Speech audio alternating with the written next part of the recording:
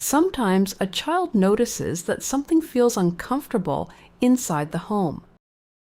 Maybe they feel confused after an argument.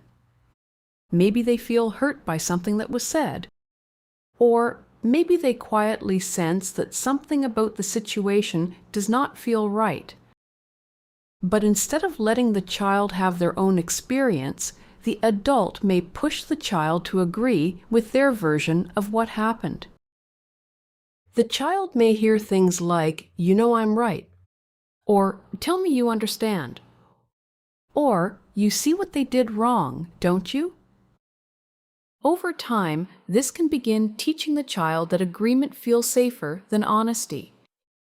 Instead of trusting what they feel inside, they start watching what the adult needs them to say. This is where emotional adaptation can begin. Emotional adaptation means the child begins changing their response to keep the emotional environment safer. The child may begin learning that keeping the adult comfortable matters more than saying what they actually feel.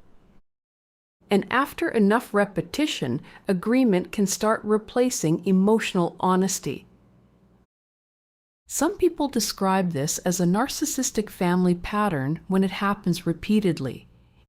If this happens once, it may simply be a difficult moment. But when it repeats, children can begin adapting around the pattern. In healthy homes, children are allowed to have feelings that are different from the adults around them. They do not have to agree just to keep the emotional peace.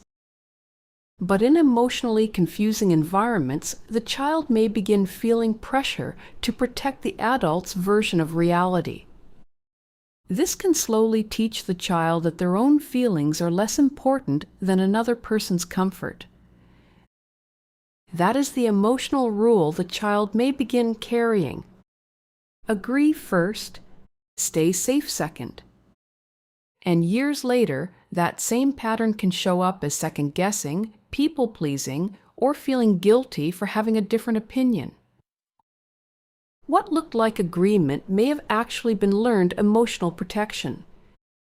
Sometimes children learn to agree when repeated emotional pressure makes honesty feel unsafe.